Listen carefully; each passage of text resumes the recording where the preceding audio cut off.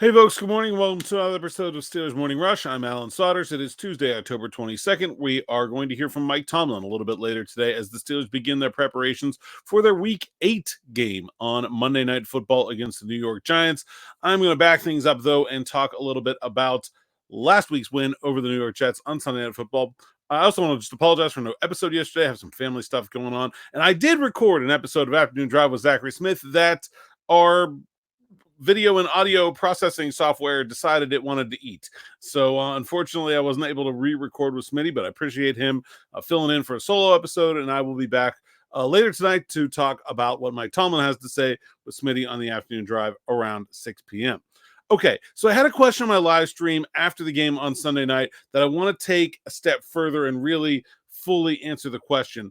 And the question is basically, if the Steelers keep playing like they did on Sunday, and obviously that means talking about the changes on offense that we saw with Russell Wilson inserted and the Steelers having more success in the passing game. If that continues, does that then make the Steelers a real Super Bowl contender? Now, obviously, if they score 37 points every week, yes, I will give them that. But we should acknowledge that the point scoring is directly tied to getting 2 turnovers, one of which at the 1 yard line, right? I mean, so you're not necessarily going to get those every game. The Steelers scored 2 touchdowns off both Beanie Bishop interceptions, ran a grand total of 5 plays after them. That's pretty good, but that's not, that's 14 points. So that's influencing the points. Okay, but what about the yards? The yards are about offensive production, right? Well, the Steelers, for the first time in a while, had a 400-yard game.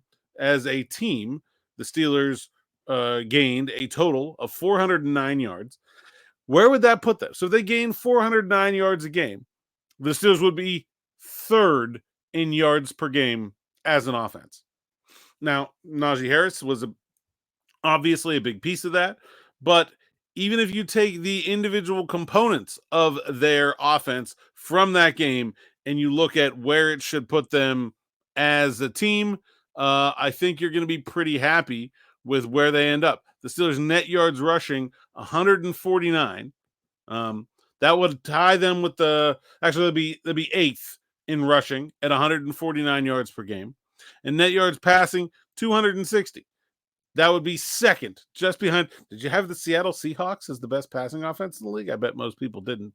And they didn't turn the ball over.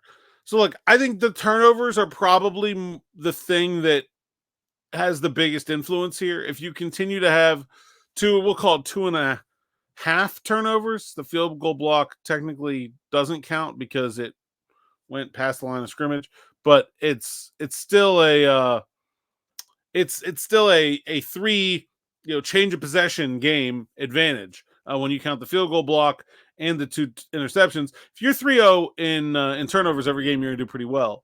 But if you're 3-0 in turnovers and you're gaining 400 yards and you're in the top 10 in both rushing and and passing, that's a good offense. And I said this on the episode of Afternoon Drive yesterday that we recorded before it was eaten, that I went back and looked at the tape again. I don't even think Russell Wilson played that well. I certainly don't think he played as well as he's capable of playing.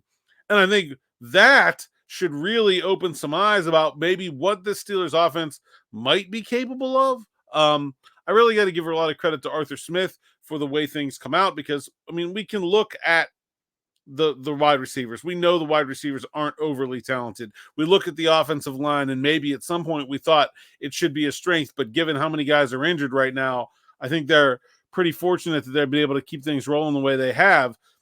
I think Russ played an okay game. He can be better. And if he can be even better than that, that's something.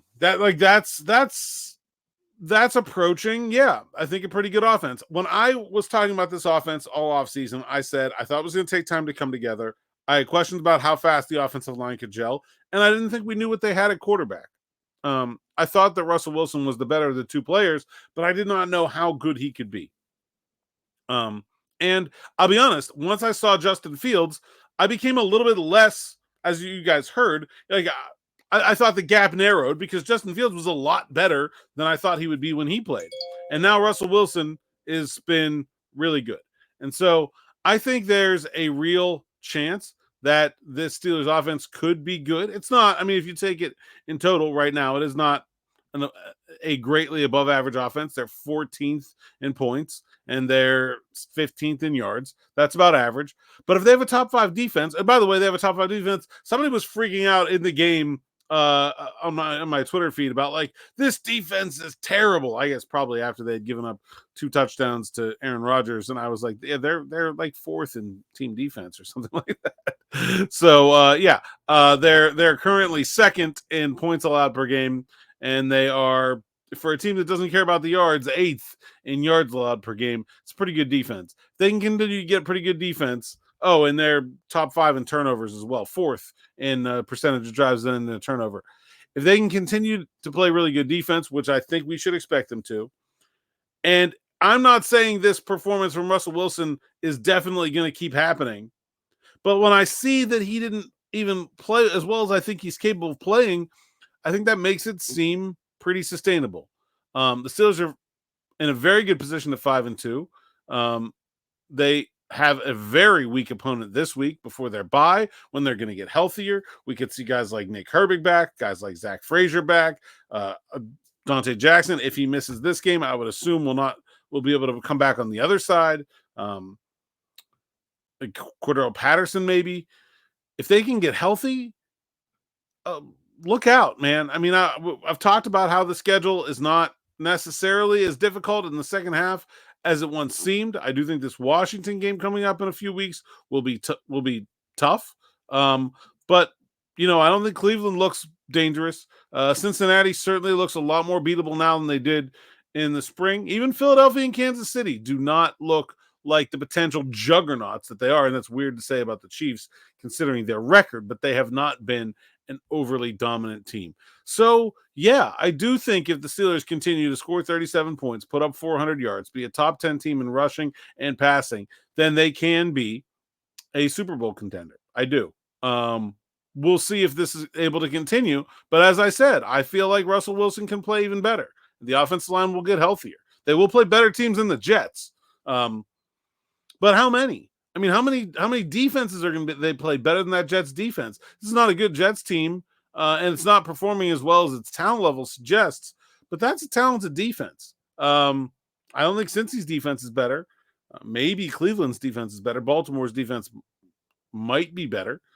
Gave up a whole bunch of points last night to the Tampa Bay Bucks, but a lot of it was in garbage time. I don't know. I think, I think the real answer is yes. If they can continue to play that kind of football, 3-0 turnovers or 2.5-0 turnovers, 400 yards of offense, you're going to win a lot of games that way. I think the real thing is, I'm looking at this AFC, is they need to find a way to get ahead of Baltimore.